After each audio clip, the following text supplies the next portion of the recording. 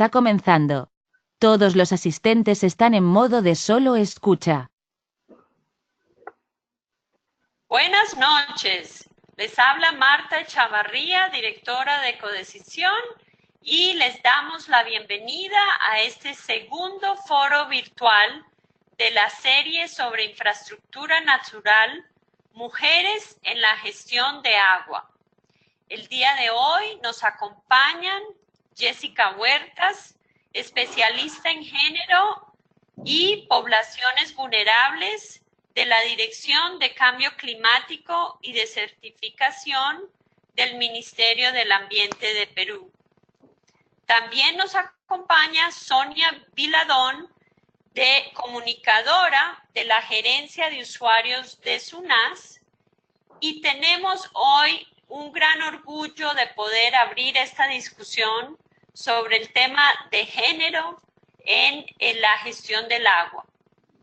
Somos parte del proyecto de infraestructura natural para la seguridad hídrica, apoyado por la cooperación de Estados Unidos, USAID, con una participación, liderazgo de Forest Trends, Condesan, SPDA, Ecodecisión y Imperial College de Londres. Esta serie hace parte de un espacio para discutir temas de interés para el proyecto, temas nuevos, como también herramientas que son importantes cuando hablamos sobre la aplicación de infraestructura natural en el Perú. Nos interesa mucho poder tener una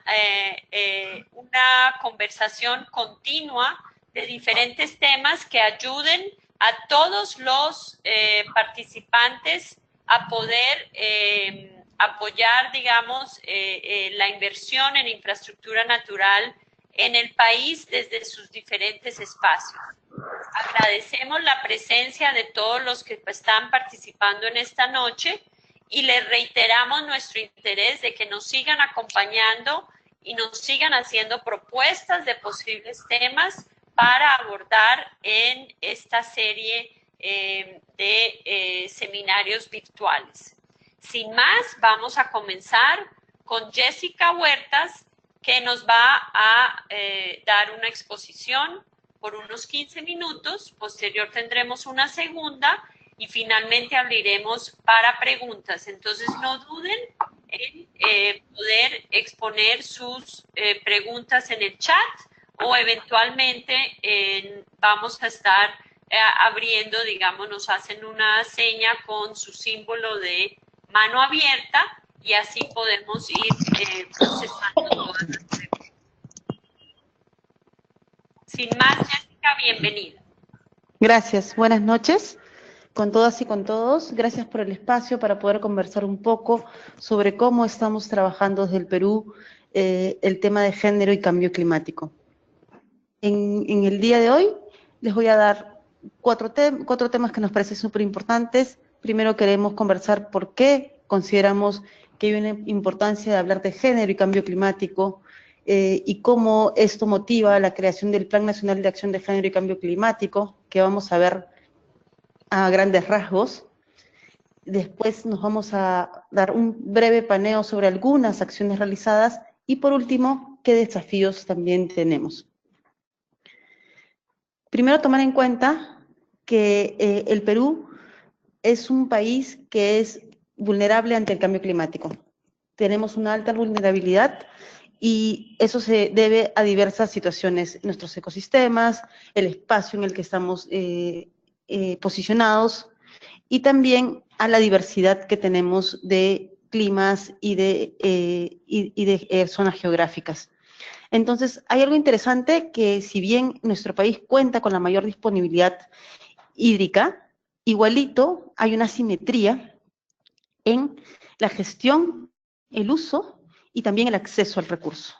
Cuando ha sucedido desastres sociales, porque no son naturales, son desastres sociales, porque no estamos preparados para atenderlos, lo que ha pasado es que las mujeres tienen un doble rol para poder acceder al agua, para poder gestionar el agua, pero sin embargo, Ellas no están en la parte de la dirección de políticas de agua, ¿no? Un ejemplo claro es que, por ejemplo, en las zonas rurales, ellas dedican más tiempo al uso del agua en espacios domésticos, en espacios agrícolas. Sin embargo, hay una junta de usuarios de agua de las zonas en la que la participación de la mujer es mínima. Esto nos hace dar cuenta que es importante tener el género relacionado al cambio climático porque impacta de manera diferenciada en las mujeres y en los hombres. Los roles de las mujeres cambian, se incrementan, los hombres, por ejemplo, también sufren una situación de migración más incrementada cuando hay un desastre de cambio climático. Esto nos motivó en Perú a comenzar a hablar de elaborar un plan de acción de género y cambio climático, y es así que en el 2014 y 2015 comenzamos a elaborarlo de forma participativa. El resultado fue que en el 2016 tuvimos este plan de acción de género, y este plan contó con 8 áreas prioritarias: bosques, recursos hídricos, seguridad alimentaria, energía, residuos sólidos, educación, gestión de riesgo de desastres y salud y bienestar. Estas 8 áreas implican un trabajo en cada una de ellas. El plan, cuando uno lo revisa, tiene una matriz de trabajo para cada una matriz que tiene acciones, que tiene indicadores y que también tiene resultados. Y las diferentes entidades estatales, como gobiernos regionales y locales, son parte de la responsabilidad de este plan. Este plan tiene una mirada hasta el 2021. Entonces, hemos estado avanzando bastante con este plan. Si bien ha sido bastante trabajoso porque cuando se transversaliza un tema como género en cambio climático, comienzas a introducir nuevas variables en la actuación del Estado, pero sin embargo hemos tenido algunos avances que les quiero compartir a continuación. Primero les quiero contar que para el plan de acción de género tiene 4 objetivos específicos, y es en esos objetivos en los que se han hecho los avances. Estos objetivos se identificaron en base a las brechas que existían. Lo primero de ellos es que tenemos una gestión de la información. ¿Qué significa esto? Nos dimos cuenta que había una brecha de información que no nos permitía tomar decisiones ad hoc y oportunas para trabajar el tema de cambio climático. Es decir, por ejemplo, no teníamos información diferenciada del impacto sobre hombres y mujeres. Otra cosa que es parte de los objetivos del Plan de Acción de Género es el fortalecimiento de capacidades. Nos dimos cuenta de que no existían las capacidades necesarias para promover un acceso de hombres y mujeres en la toma de decisiones y también en las capacitaciones para poder prevenir y actuar frente al cambio climático.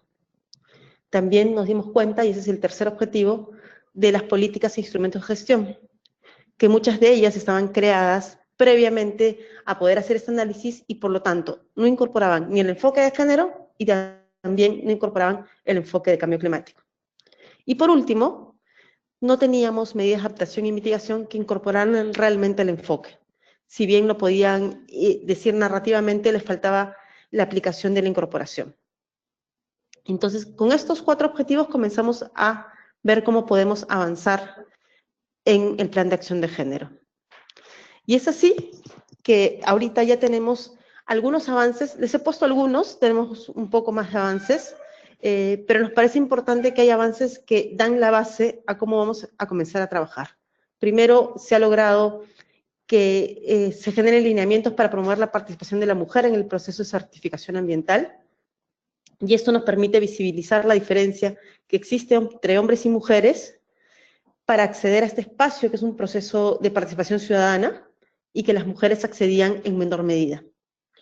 También hay algo importante del Plan de Acción de Género y Cambio Climático, que este plan no solamente tiene un enfoque de género, también tiene un enfoque intercultural, porque tenemos clarísimo cuando trabajamos género, que género es una variable interseccional, que cruza varias variables, y es por eso de que también se está trabajando en recoger los saberes previos y los conocimientos ancestrales de mujeres indígenas, porque ellas tienen un rol específico frente al cambio climático, sobre todo en nuestro país, que tiene un alto grado de deforestación. Entonces, hemos comenzado a generar, junto con el Ministerio de la Mujer y poblaciones vulnerables espacios de diálogo y reflexión en los mismos lugares en donde las mujeres indígenas habitan. Otras cosas que hemos hecho también es que estamos avanzando con el MIM en generar un documento de política de gestión integrada de recursos hídricos, pero desde el enfoque de género. Y esto lo estamos haciendo a través del Ministerio de la Mujer, pero con la Autoridad Nacional del Agua. Este es un trabajo a largo plazo, porque para tú hacer un documento normativo, primero tienes que entender cómo el enfoque se integra en tu política. Y por último, que es otro ejemplo súper interesante, es que estamos buscando sistematizar aquella información que se ha ido levantando de proyectos como el de Eva Amazonas, que ha acompañado a CERNAMP, para poder tener información diferenciada sobre la participación de hombres y mujeres en el acceso y manejo y aprovechamiento de los recursos forestales.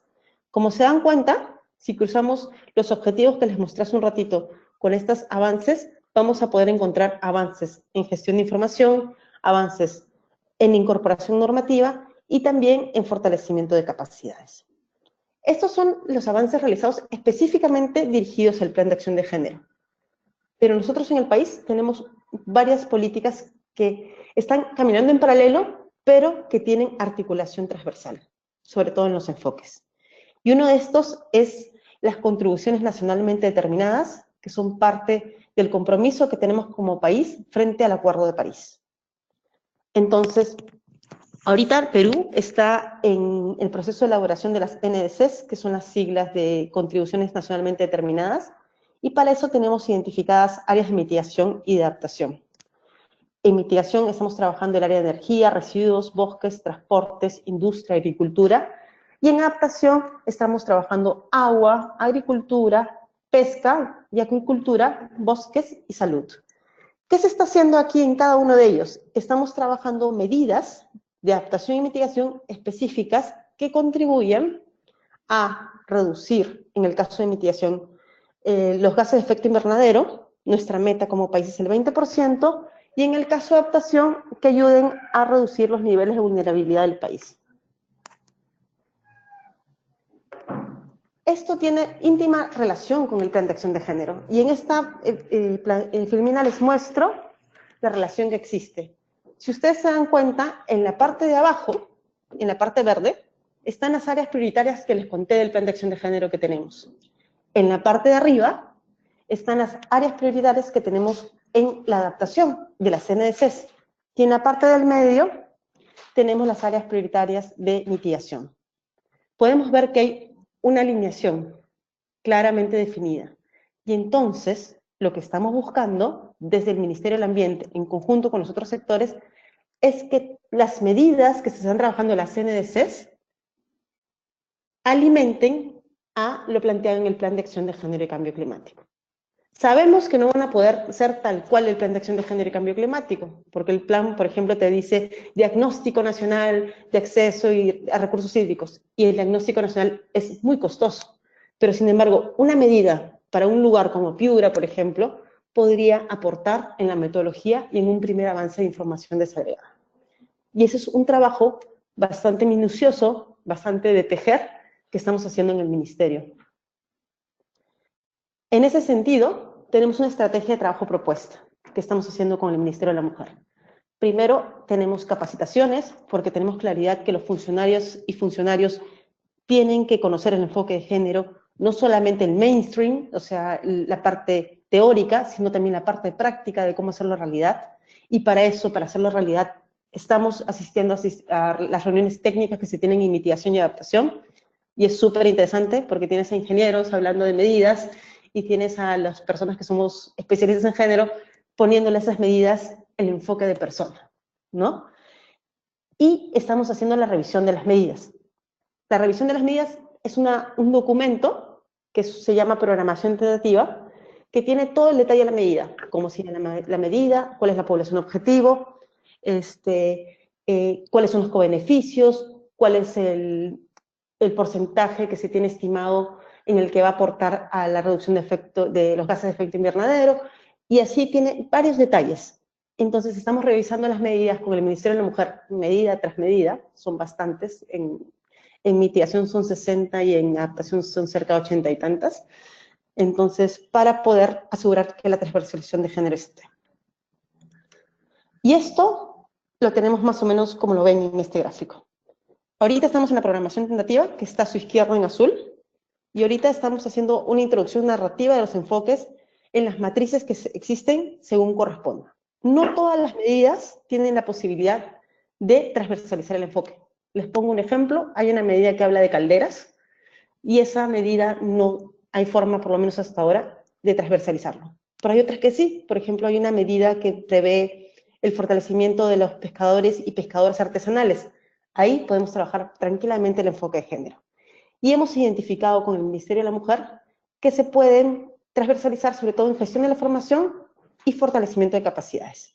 Una vez que tengamos la programación tentativa aprobada por el sector, ojo que acá ya hay otros sectores, ¿eh? De transporte, energía, agricultura. Una vez que la aprueban, vamos a acompañar la implementación de medidas, coordinando con el sector, fortaleciendo, haciendo monitoreo y recojo de buenas prácticas y también reportando al Plan de Acción de Género y Cambio Climático y hacer un círculo virtuoso en ese sentido.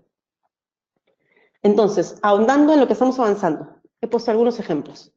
En gestión de la información, estamos revisando las medidas, preguntándonos si el problema que atiende la medida afecta de manera diferente a hombres y mujeres. Y ahí hay que visibilizar y analizar las condiciones, las diferencias y las desigualdades. Estamos definiendo indicadores con data desagregada, no solamente por sexo, sino por edad y condición étnica cuando es posible. Se están viendo si podemos analizar los impactos potenciales diferenciadas en cada medida. Y también estamos viendo que se prevé que haya de estas medidas un espacio de socialización. Ahí hay que prever formatos amigables, tomando en cuenta las tasas de analfabetismo de las mujeres, y formatos que tengan un enfoque intercultural también. En fortalecimiento de capacidades estamos sobre todo viendo que la implementación del fortalecimiento no tenga lenguaje no sexista. Es interesante cómo el género está en los detalles y cómo podemos hacer el cambio en lo común, en lo diario. Y, por ejemplo, ahí también ponemos que las imágenes y los ejemplos no fortalezcan estereotipos. Fomentamos la participación paritaria en el acceso de la capacitación y sobre todo en las tecnologías, y ahí hay un remarco tecnologías, porque es lo que menos acceden las mujeres. Y también estamos considerando que se debe tomar en cuenta los conocimientos previos y las diferencias de acceso, horarios, espacios de cuidado para los niños, para que las mujeres puedan acceder a las capacitaciones que se consideran en las medidas.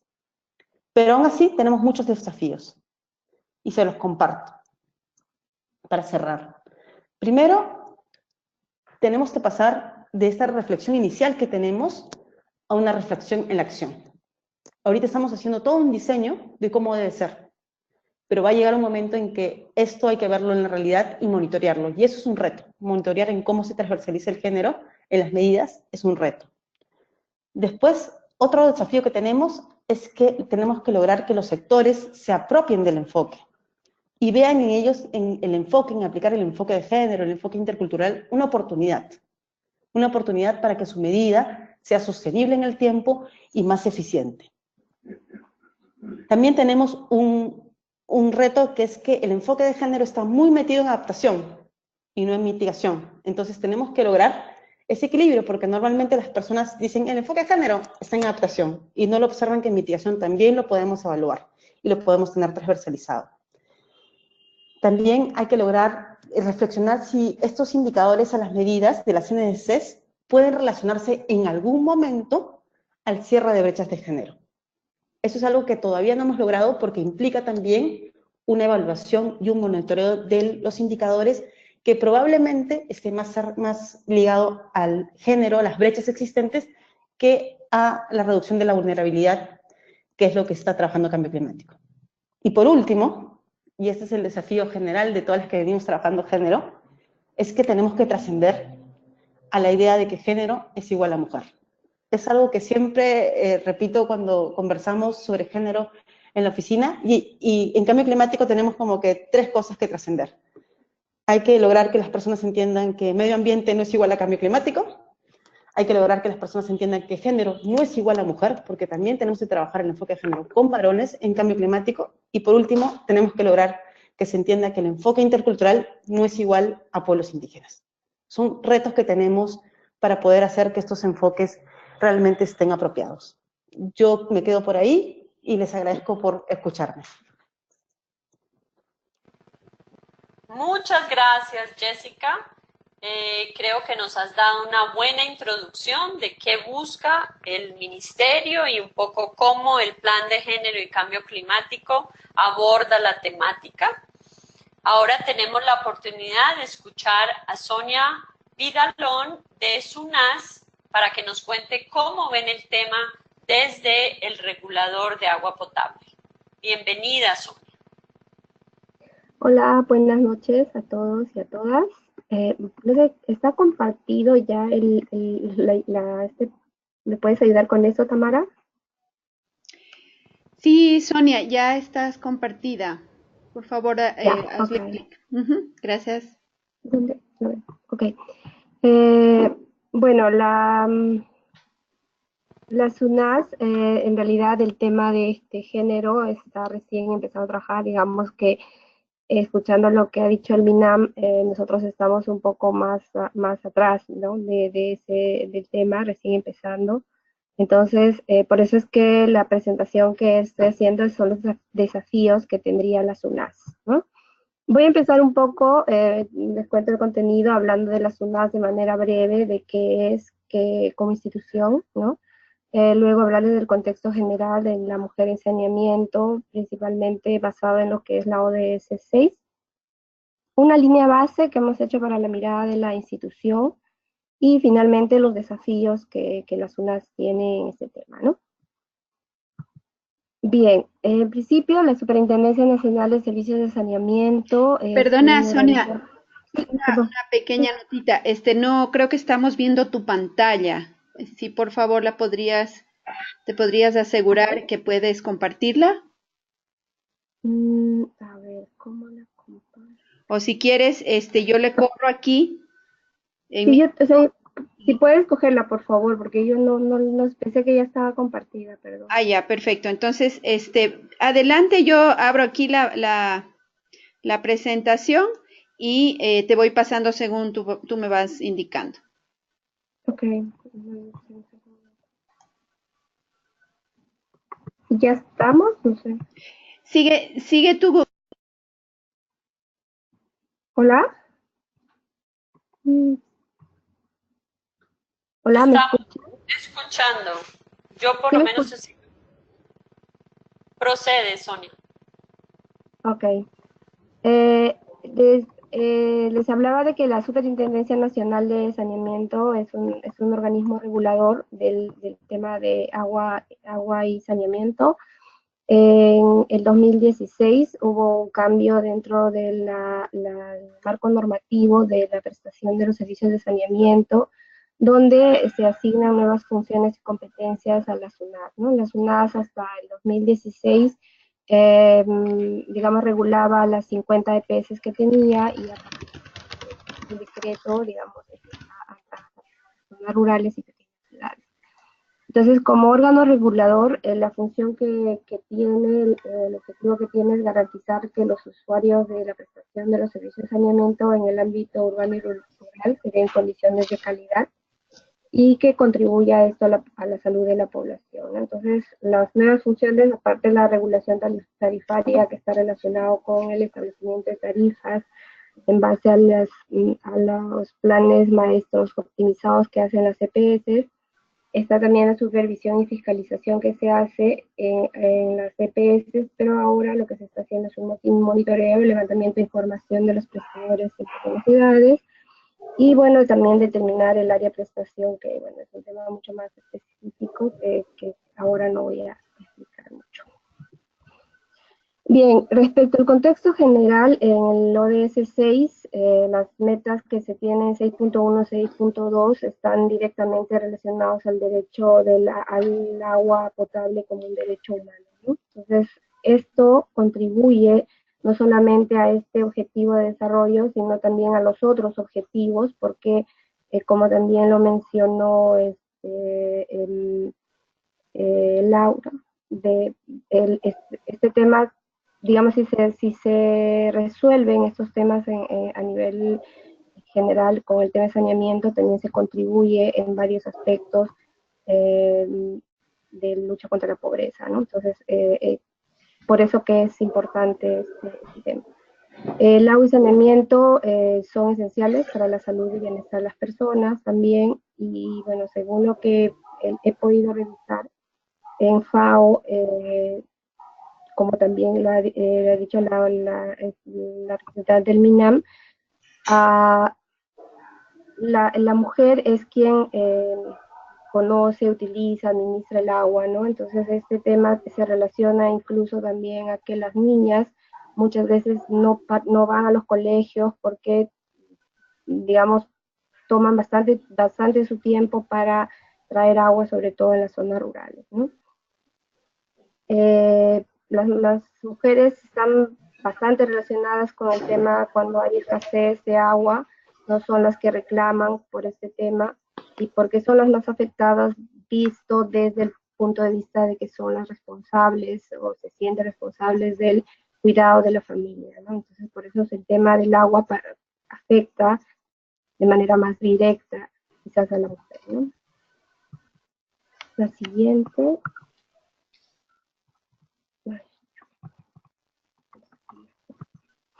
Algunas brechas de saneamiento, también quería pasarles de manera rápida, ¿no? Cómo estaban las brechas de saneamiento en el sector urbano y en el sector rural, ¿no?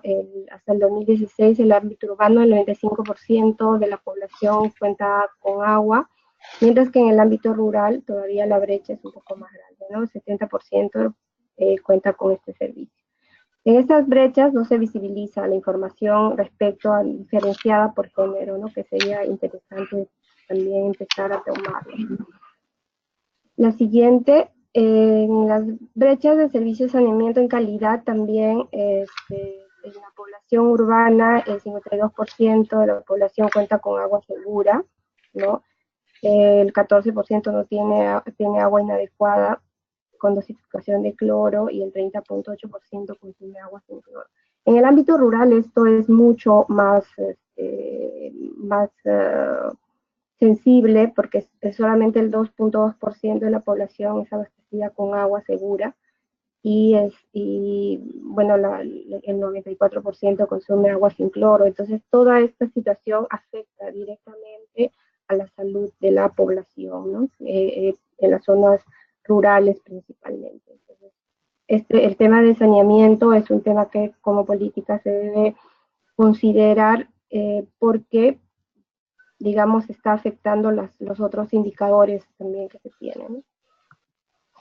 Ahora, respecto a las UNAS, lo que hemos hecho, o lo que ahora hemos tratado de hacer con el equipo, es empezar a hacer como una fotografía de cómo está la institución y cómo las herramientas de participación también está en el tema de género, ¿no? Tanto de varones como de mujeres. Entonces hemos visto que hay una diferencia grande, ¿no? De participación de mujeres, tanto en el consejo directivo, en cargos gerenciales o como coordinadores de ODS, ¿no? Entonces tenemos muy poca participación y hay todavía una desigualdad de participación, ¿no? en este tema, en la gestión de la institución. A partir de, digamos, de este año, más o menos un año, es que recién tenemos 2 gerentas dentro de la institución. Hasta antes de un año más atrás, todos eran varones, ¿no? Todos ocupaban ese cargo gerencial, eran varones. En el siguiente, las UNAS es uno de los servicios que presta, también es de los reclamos, ¿no? A los usuarios, atención a los usuarios. En esta atención a los usuarios, a partir de conversar con el equipo de orientación sobre los reclamos que se han hecho este año, hay 50% de mujeres hacen los reclamos y otros 50% son los varones, ¿no? Sin embargo, probablemente las políticas no están siendo, o las estrategias no se enfocan necesariamente a informar más hacia las mujeres, sino de repente más hacia los hombres, ¿no? Entonces, sin embargo, hay una preocupación de ambos cuando se trata de que hay cortes de agua o hay problemas con la calidad del agua, etcétera, ¿no? En los mecanismos de participación, la SUNAS tiene mecanismos de participación, uno es a través del Consejo de Usuarios, ¿no? Donde hay el mecanismo para que ellos participen, ¿no? La sociedad civil participe a mejorar la actividad regulatoria. Entonces aquí también, dentro de los 24 consejos de usuarios que se tiene, solamente una o dos mujeres están participando en este espacio, ¿no? Entonces, igual sigue siendo un problema porque quizás al no considerar una información diferenciada de varones y mujeres no está ayudando a enfocar bien también las políticas de regulación, ¿no? El otro mecanismo de participación es las audiencias públicas que la SUNAS realiza cuando se van a hacer ajustes tarifarios en las EPS, ¿no? Entonces, este es un espacio de participación para recibir aportes, para recibir opiniones de los actores sociales para mejorar los servicios de saneamiento. Entonces, este proceso se hace con audiencias públicas, pero también se hace con reuniones individuales, con líderes, con, digamos, personas de interés dentro de la ciudad que podrían, que podrían aportar o también podrían no estar de acuerdo con un ajuste tarifario, ¿no? Entonces, aquí también la participación de la mujer es todavía poca, está alrededor del 30% más o menos, y a pesar de que probablemente ellas sean las que más se preocupen por un tema de la economía, ¿no? De la economía familiar. Entonces, aquí también es para nosotros visibilizar esto, nos va a permitir ir diseñando de repente una estrategia para promover mayor participación de las mujeres en este espacio participativo, ¿no? Luego, con la información que ha obtenido el Ministerio de Vivienda, Construcción y Saneamiento hasta febrero de este año, quisimos ver cómo las mujeres cuántas mujeres tienen la presidencia o están liderando el equipo de las unidades de gestión municipal que prestan el servicio de agua en pequeñas ciudades. Entonces igual se ve la brecha es grande de participación de mujeres, es muy poca, ¿no? Hay mucha mayor participación de hombres en estos espacios. En las pequeñas ciudades, las unidades de gestión municipal son las que prestan el servicio de saneamiento en algunos casos y en otras organizaciones comunales tipo CAF, ¿no? En las zonas rurales, digamos, ya más en el ámbito rural, igual se repite lo mismo, ¿no? Hay mayor cantidad de varones participando en las directivas de las organizaciones comunales y también de operadores especializados. Entonces, hemos querido ir visibilizando esto para que de alguna forma se consideren políticas también de empezar a que las mujeres participen en estos espacios, ¿no? Aquí lo mismo, pero hemos hecho un cuadro para visibilizar, ¿no? En cada región cómo es la participación de hombres y mujeres en la directiva de los prestadores, ¿no? Claramente, obviamente, es la mirada de que hay mucha diferencia todavía en la participación de la mujer, pese a que este tema le afecta directamente a ella, como lo ha manifestado también la expositora del MINAM, ¿no? Entonces, es un tema que nosotros lo vemos, lo estamos viendo recién y analizando, y de repente también nos ayude a determinar algunas estrategias para tener información y promover una mayor participación de la mujer. Los desafíos de la SUNAS, en principio, bueno, lo hemos puesto como desafío institucional, un desafío en la parte normativa y operativa.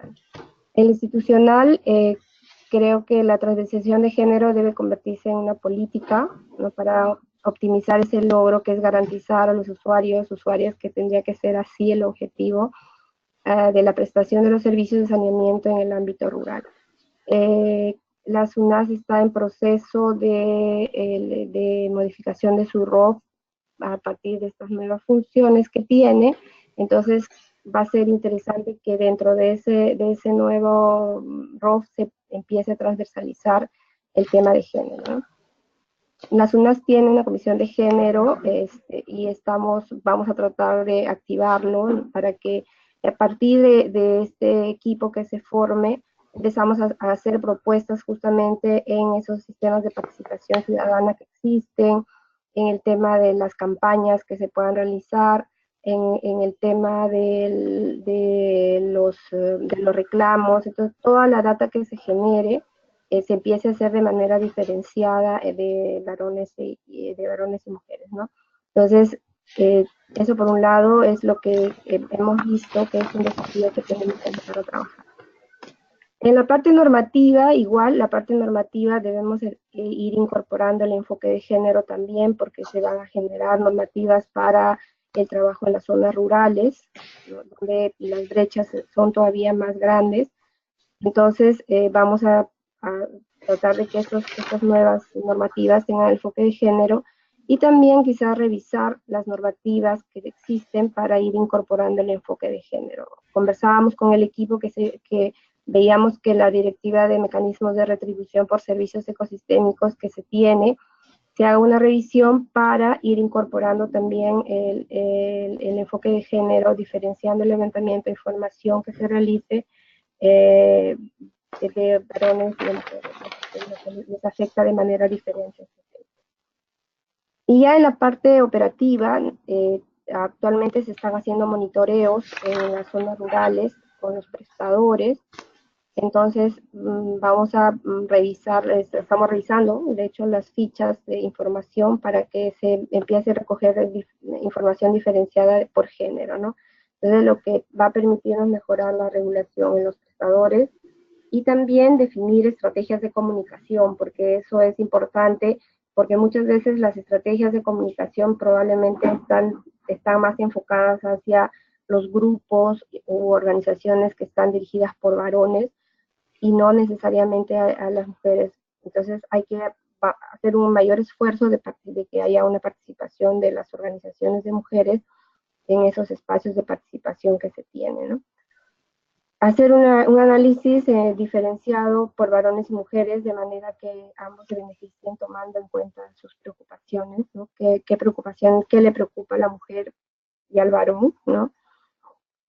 Y también promover la inclusión de las mujeres en la puesta de toma de decisiones en saneamiento. Eso hemos tratado también de tener data de las EPS, quiénes están, cuántas mujeres dirigen, y son muy pocas en las 50 que hay en el Perú. Entonces, también ir promoviendo esto, ¿no? Que haya una mayor participación de las mujeres, a fin de que este tema de la gestión y acceso al agua y saneamiento sea también equitativo, ¿no? Yo, bueno, quería dejarles a modo de conclusión un texto que encontré sobre agua, género y ciudadanía del Banco Mundial, donde dice que se puede concluir que las mujeres informadas valoran más el servicio de agua e inciden en los hombres para mejorar su disposición de pago y demandar los servicios de agua y desagüe de calidad en las localidades de intervención. Las mujeres y hombres deciden juntos sobre la tarifa, aportando los puntos de vista diferentes a la preocupación principal de las mujeres. O sea, para nosotros, por ejemplo, el tema de tarifas a veces nos ha traído algunos conflictos y probablemente si a la mujer lo que le preocupa es tener calidad de agua, a ella no le va a interesar pagar quizá un poco más con tal de que tenga el servicio de calidad y en cantidad, ¿no? Entonces, por ahí también es importante ir recogiendo la información que se tiene.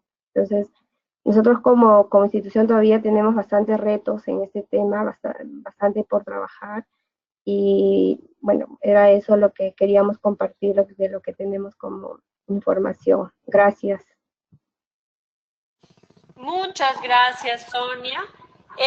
Y yo creo que es importante reiterar un poco algunos aspectos que salen de una primera pregunta que nos hacen algunos de los compañeros. La compañera Ana Gabriela Castejón hace cómo se puede hacer para mejorar la participación de la mujer en los espacios de toma de decisiones del agua. Tú ya empezaste a darnos, Sonia, algunas de las medidas que SUNAS está haciendo, pero me gustaría que si quieres ampliar y luego que Jessica también pueda complementar. Bien, para mejorar la participación de la mujer, por ejemplo, en el tema de las audiencias públicas, hemos estado conversando con el equipo. De hecho, dentro del equipo hay una socióloga que también conoce mucho el tema del trabajo en género y lo que estamos hablando para hacer es ir a invitarlas a participar a las mujeres y a que participen de manera más activa en las audiencias públicas, y también de repente mejorar los mensajes que se transmite para que también se sientan motivadas a participar, ¿no? Entonces, eso por un lado, y por otro lado, en el mapeo de actores que se haga, también identificar a las organizaciones que son lideradas por mujeres para, digamos, hacer más incidencia en su participación, ¿no? Entonces, esto sería en el tema de las audiencias públicas. En el tema de las zonas rurales, con los prestadores de HAS, etcétera, ese trabajo sí hay que todavía diseñarlo y ver cómo, de qué manera podemos hacer que la mujer participe, quizás partiendo de una normativa donde esté el transversalizado el tema de género que promueva esa participación más activa de la mujer, ¿no? Porque el tema del agua le afecta muy directamente a ella, ¿no? Correcto, total. Jessica, ¿quieres complementar? Sí, un par de cositas nada más. Me parece importante ver, cuando queremos promover la participación de la mujer, ver en verdad cómo estamos garantizando su acceso. Porque podemos generar un espacio participativo, pero en horarios inadecuados. Podemos generar un espacio participativo, pero sin un espacio de cuidado para niños y niñas, porque las mujeres no tienen dónde dejar a sus hijos y a sus hijas, y entonces no van a poder acceder a los espacios. Entonces hay que pensar qué las detiene para estar, si son los horarios, si se necesitan otras acciones. Lo otro es que también, algunas de las cosas que las detiene es que a veces, y eso nos pasa a todos los que trabajamos en el Estado, nos ponemos muy técnicos y no tenemos un lenguaje amigable que permita que personas que no conocen todo el trabajo que se hace con la gestión del agua puedan realmente sentirse cómodas en un lenguaje horizontal. Entonces hay también que ver cómo empoderamos en los temas, pero también cómo el otro lado de los técnicos comienzan a generar lenguajes más amigables. Y por último, creo que los espacios de convocatoria son súper importantes. A veces centramos nuestra convocatoria en cartas y en redes, y nos olvidamos, por ejemplo, que si trabajo en un espacio rural en donde debo poner mi convocatoria, quizás es en el mercado. Y quizás ahí tengo que llevar mi espacio de difusión y de información, porque la gente puede asistir a un evento, pero también tiene que asistir de forma informada, ¿no? Creo que con esas tres ideas podría complementar lo que ha dicho Sonia. Muy bien, mil gracias.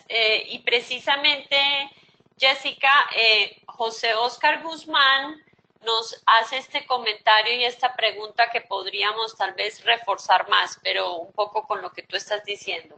Dice, desde hace 19 años estoy trabajando como gestor social de empresas extractivas y en relación a género no he visto cambios importantes.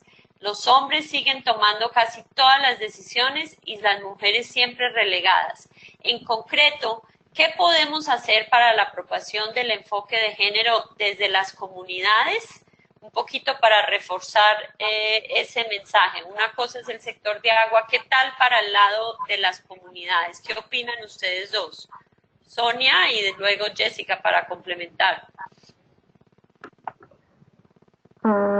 Bueno, en las comunidades, obviamente todavía es difícil, y todo lo que dijo Jessica de considerar los espacios de participación tomando en cuenta los horarios es importante, ¿no? Para trabajar este tema. Y bueno, creo que nosotros que estamos recién empezando a salir a campo, etcétera, necesitamos generar información diferenciada que nos ayude a mejorar esas estrategias de intervención que se están haciendo, ¿no? Creo que desde el punto de vista de una institución, de ver que participen también, o sea, que hay una participación equitativa, ¿no? Muchas veces efectivamente los varones son los que lideran los espacios de diálogo, etcétera, pero justamente quizás es porque la relación que se establece o la comunicación que se establece no es la más adecuada, ¿no? En ese sentido, creo que también, como puse un desafío, es que las estrategias de comunicación que desarrollemos estén bien enfocadas hacia lo que esperamos para ir cerrando esas brechas, ¿no? Correcto, muchas gracias. Jessica, ¿querías complementar? Sí, me parece algo importante remarcar algo que dije al final de mi exposición. Género no es igual a mujer. Entonces, para trabajar en comunidades, no solamente debemos enfocarnos en cómo trabajar con mujeres, sino en cómo deconstruir masculinidades.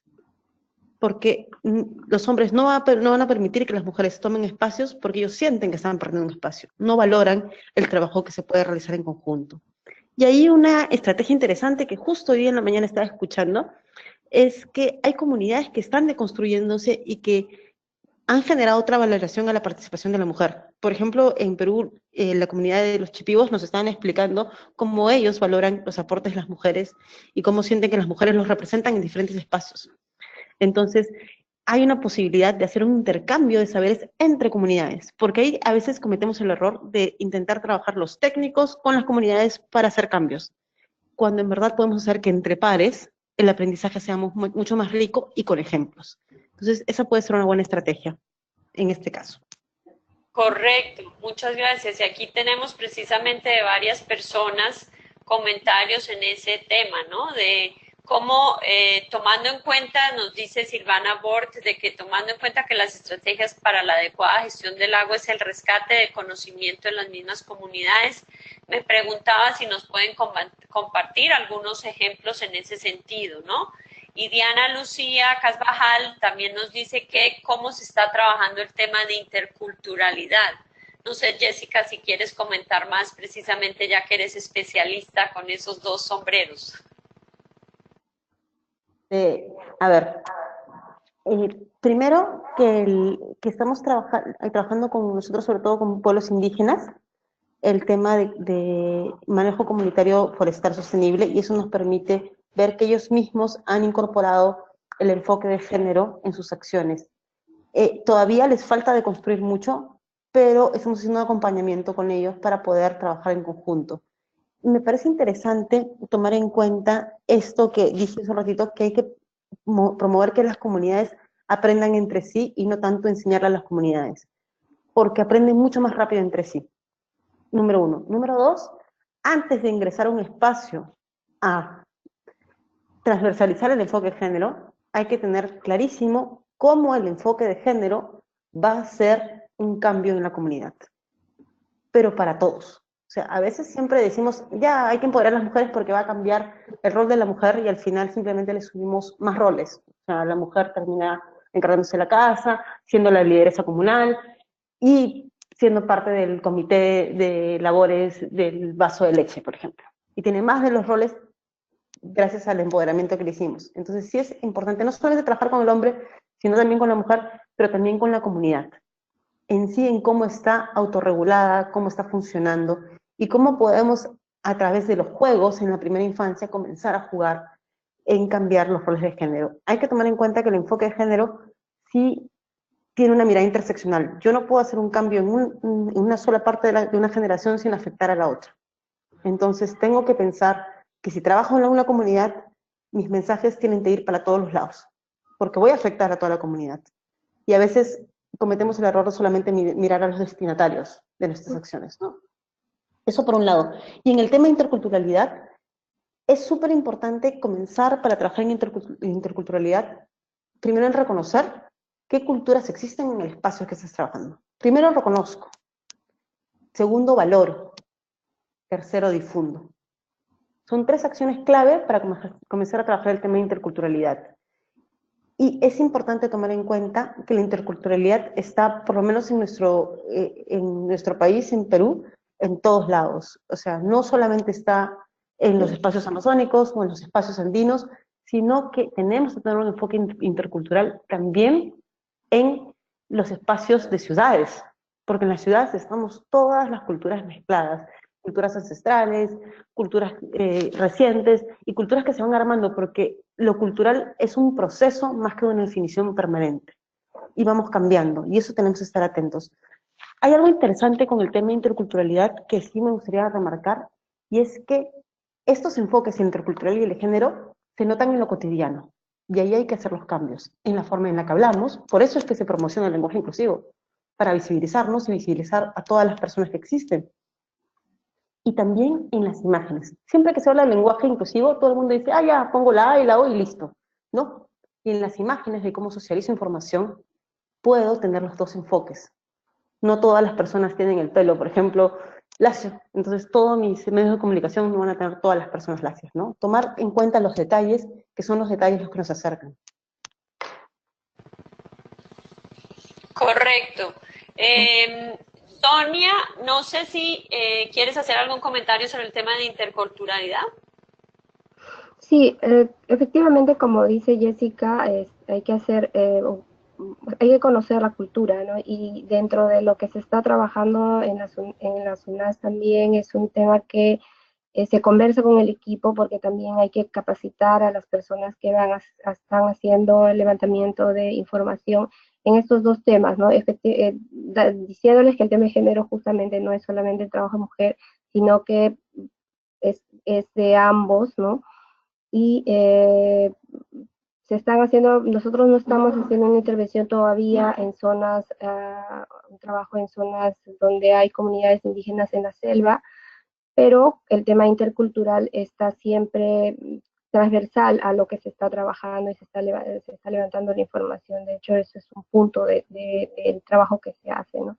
Creo que es importante considerar la cultura y reconocer los aportes y los conocimientos que ellos tienen en relación a estos temas para que se pueda lograr una buena gestión del agua que sea sostenible, etcétera, donde haya una participación de varones y mujeres, ¿no? Muchas veces, como bien lo menciona Jessica, vamos a los lugares donde se habla de género, estamos casi siempre los que sabemos de género o las mujeres, y los varones no se involucran en ese tema, ¿no? Entonces creo que debemos empezar también a involucrarlos a varones y a mujeres en estos temas, ¿sí? Correcto, y aquí entramos un poco a lo que empezó a tocar Jessica, que es el tema comunicacional, ¿no? Varios de los asistentes nos están haciendo preguntas de, ¿no? Que gestionar la información con mensajes claros, sencillos, ayudan mucho para una participación, ¿no? Informada. Y en general, cómo las estrategias de comunicación pueden ayudar y agilizar mucho el proceso. No sé si ustedes quieren resaltar algunos ejemplos, ¿no? Del trabajo que están haciendo, que hablan un poquito más de ese tema comunicacional, como empezó a comentar Jessica.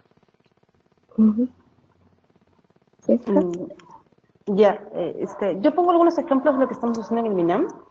Y fíjense de que hay que fijarse en todo el detalle comunicacional en toda la cadena, desde nuestras presentaciones, que tienen que tener imágenes paritarias, lenguaje inclusivo, y que deben de proponer toda la diversidad. Y eso incluye también la diversidad funcional, porque también en el abanico de la diversidad que tenemos nos olvidamos de las personas que tienen alguna discapacidad y no las evidenciamos en el espacio. Un ejemplo es desde tu forma, de tus presentaciones, cómo las haces llegar. El otro ejemplo que puedo poner es que siempre en la parte comunicacional tenemos que basarnos en que los mensajes pueden ser construidos por las mismas mujeres con las que estamos trabajando. No necesitamos a la persona especialista que venga desde la capital a proponer una gran estrategia comunitaria. Necesitamos que las mujeres puedan desarrollar ellas mismas mensajes. Hay que volver a valorar la estrategia de comunicación cara a cara, porque eso nos permite, en verdad, romper los esquemas tradicionales. Bien. Bueno, nosotros también lo que hemos hecho es, por ejemplo, revisar el material los materiales que se estaban produciendo acá en las zonas para que lo que se haga o lo que se ponga no reafirme los estereotipos, ¿no? Por ejemplo, a la mujer con el caño abierto, lavando verduras, ¿no? Eso es reafirmar el estereotipo, sino ir cambiando esos estereotipos, integrando la imagen de los varones, de los niños, niñas, ¿no? En esos temas. Entonces, estamos haciendo esa revisión para que no se haga no se reafirme y se vea justamente una participación de varones y mujeres en este tema. También considerar el lenguaje, porque en muchos lugares, sobre todo las mujeres andinas, hablan quechua, ¿no? Entonces, ver también, producir sobre todo audiovisuales que tomen en cuenta este idioma, y en las comunidades amazónicas lo mismo, ¿no? Entonces, la idea es que se desarrolle de manera, o sea, participativa, con conocimiento de las personas con las cuales se trabajan también, con las cuales están en la población, para que se construyan mensajes claros, ¿no? Con los técnicos, sobre todo, eso es un poco, a veces, complejo trabajar, pero no es muy difícil para que desarrollando una buena estrategia se pueda incorporar estos aspectos, ¿no? Y se pueda llegar de manera más óptima hacia las mujeres y, bueno, generar mayor participación de ellas, ¿no? Muchas gracias. Aquí tenemos varios comentarios en referencia al tema del sector privado, ¿no? ¿Cómo podemos hacer cuál es la estrategia que facilite a que las empresas privadas articular sus esfuerzos más con el Estado en el enfoque de género? También nos preguntan en general, ¿no? ¿Cómo puede ser las metodologías de trabajo para que haya, trabajar el enfoque de género desde los espacios privados, ¿no? ¿Qué opinan de eso? ¿Cómo se pueden construir relaciones más igualitarias también en esos espacios? ¿Listo? Ya, me parece interesante evaluar al sector privado en su integralidad. Si comenzamos a ver, el sector privado es uno de los que cambia rápidamente y suma rápidamente cualquier enfoque que le garantice poder llegar a su mercado, porque el sector privado se mira tras un mercado, pero también ellos buscan hacer afianzamiento de la marca, y a través de esas dos vertientes del marketing y de la cadena de valor que tiene su mercado podemos trabajar el enfoque de género. Y para poder trabajar la metodología, para mí sería, por ejemplo, en el caso de las ladrilleras, de las empresas ladrilleras, mostrarles en su cadena de valor cómo transversar el enfoque puede generarle un mayor beneficio, ya sea para sus trabajadores y trabajadoras o para su producto final. Y esto, en verdad, ellos lo valorizan mucho, y también mostrarles también buenas experiencias de empresas que han nacido con enfoque de género. Por ejemplo, hay una cadena de waffles de una colombiana que ha nacido con un enfoque de género, que también le ha traído muy buenos réditos y que le asegura un acercamiento a su cliente, ¿no? Bien, nosotros, bueno, en metodología lo que más que con las empresas privadas tendríamos que trabajar con las empresas prestadoras, ¿no?, de servicio, con las EPS, para que empiecen a incorporar este tema, porque probablemente no están identificando bien cómo este tema de las tarifas, si tienen alta morosidad, sobre todo en pequeñas ciudades y en las comunidades, de repente está relacionado justamente a no incorporar este enfoque en las propuestas y en el servicio que ellos dan, ¿no? Entonces, por ahí se puede también proponer alguna metodología dentro de estrategias de comunicación que hagan, que incorporen este enfoque, ¿no? Que conozcan para que, digamos, eso probablemente les va a ayudar a tener una mejor relación con sus usuarios, ¿no? Que es un tema bastante sensible con las CPS. Y en ese orden de ideas del sector privado, Jessica, nos preguntan si contamos con cifras de participación de la mujer en las organizaciones de agua vinculadas con industria minera, si hay algún estudio exitoso de liderazgo de la mujer en organizaciones vinculadas en el agua. ¿Tienes algo, digamos, específico sobre este sector que es tan importante para el Perú?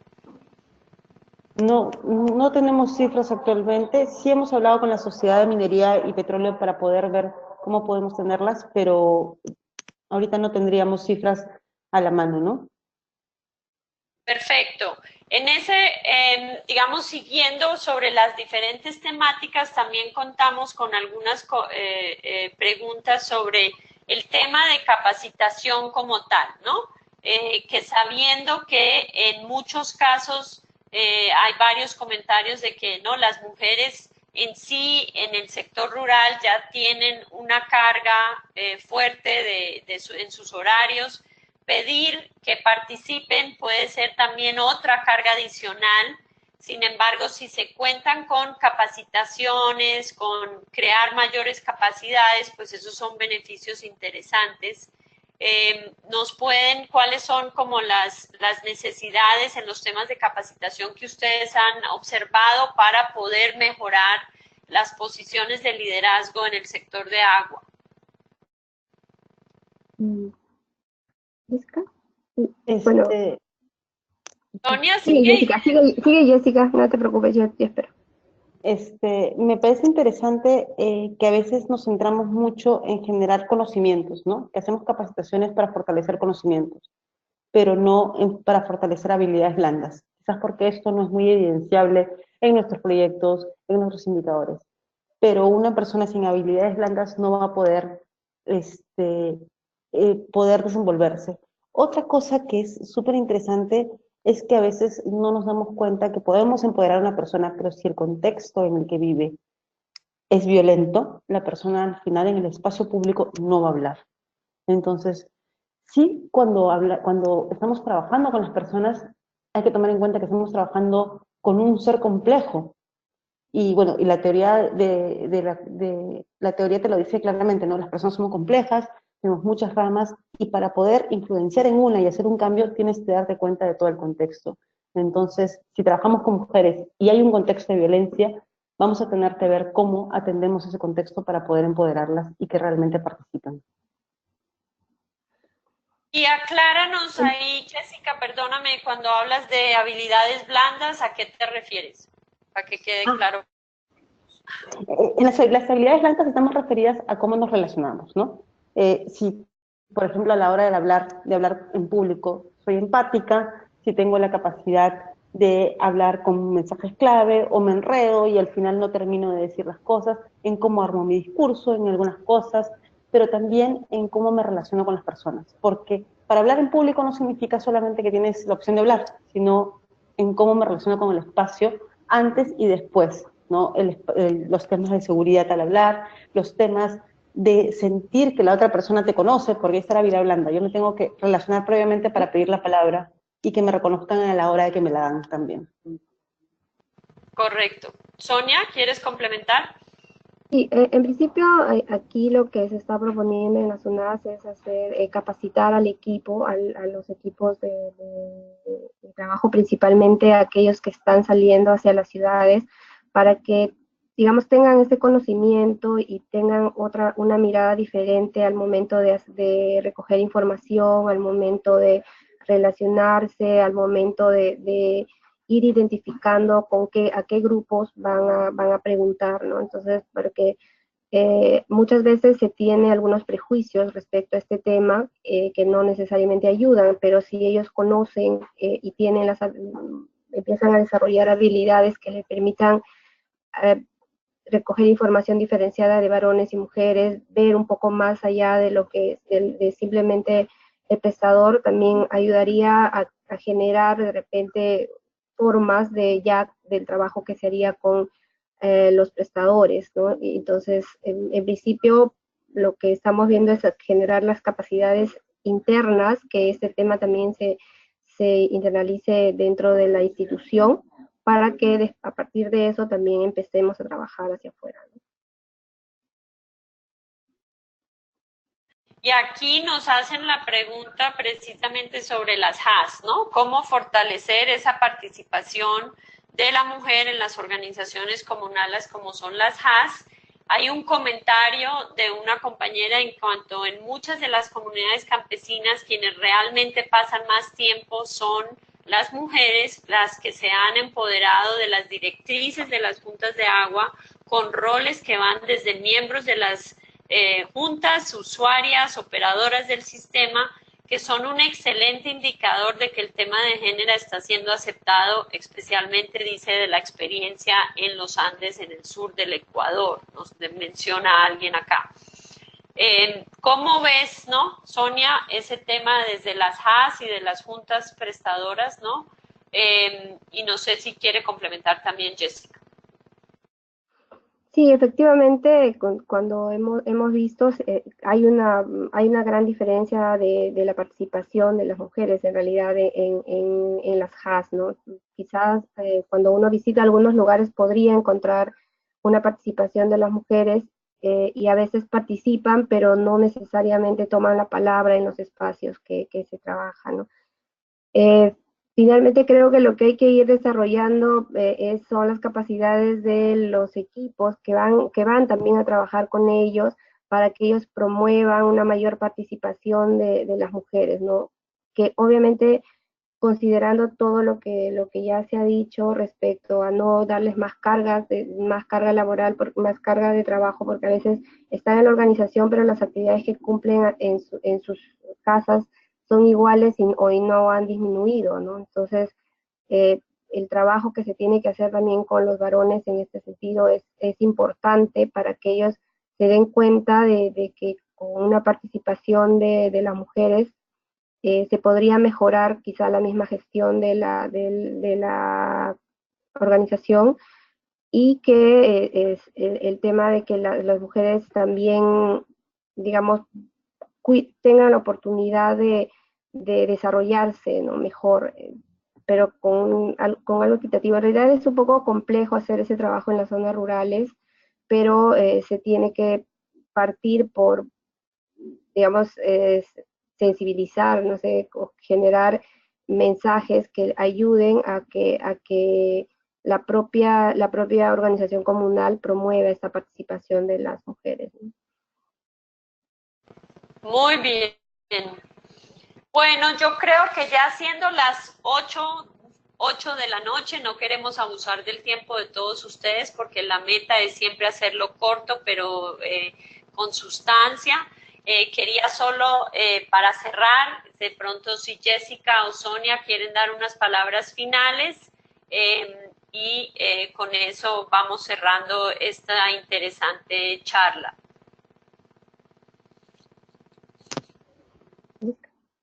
Bueno, Jessica, tú y empiezo yo. Sonia, si quieres. Okay. Bueno, y solamente agradecerles por esta oportunidad. Acá nosotros recién vamos a empezar este tema, es un tema interesante y creo que en el tema, el ODS 6 es claro para que el agua y saneamiento ayude a mejorar la calidad de vida de las personas, ¿no? Creo que eso es importante. La SUNAS es parte de un órgano rector que tiene que ver con este tema, ¿no? Nosotros somos una parte de lo que es el Ministerio bueno, no somos el Ministerio, obviamente, pero es el sector bastante grande y complejo, ¿no? Y creo Correcto, que sí. correcto. Muchas gracias, Sonia. Jessica. Yo quiero cerrar con dos cosas que me parecen importantes para trabajar el tema del enfoque de género. Uno es que todos los esfuerzos están acompañados por una voluntad política para poder realmente comprometerse al cambio. Y esa voluntad viene a todos los niveles. Si no hay voluntad política, es muy difícil que el enfoque, por más evidencia científica que tenga, sea realidad. Y entonces ahí tenemos que hacer todos un gran esfuerzo para que estos sentidos comunes, que no ven aún las diferencias, las evidencien. En segundo lugar, yo sí quiero recalcar que el enfoque de género tiene una mirada interseccional. Entonces, cuando hablamos de medidas para gestión de agua y recursos hídricos, va a ser muy diferente si lo hablamos en una mujer que es negra y que vive en la costa, a que si es negra y que vive en la sierra, o si es una mujer mestiza que vive en la sierra. Ojo cómo cruzamos siempre con esta mirada interseccional. No demos copia y paste de todas las experiencias, sino recuperemos las experiencias, sumémoslos a los saberes previos que tenemos en la comunidad y hagamos nuestra propia experiencia, y para eso yo creo que las ONGs han hecho un gran avance, así como los grupos feministas que están trabajando en las localidades. Muchas gracias, Sonia, Jessica. Gracias a todos los asistentes por estar aquí. Tuvimos 87 personas, que me parece que reitera la importancia de lo que ha dicho Jessica.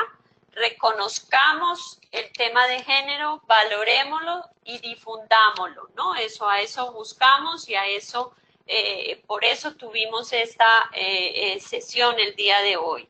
Los invitamos a que no duden en hacer sus comentarios y sugerencias para seguir avanzando en estas conferencias virtuales. Los invitamos además al próximo webinar o conferencia virtual el 8 de agosto, cuando vamos a tener la oportunidad de hablar sobre técnicas ancestrales en el manejo del agua. Muchas gracias a todos. Y sin más, les deseamos muy buena noche y gracias a nuestras expositoras. Gracias.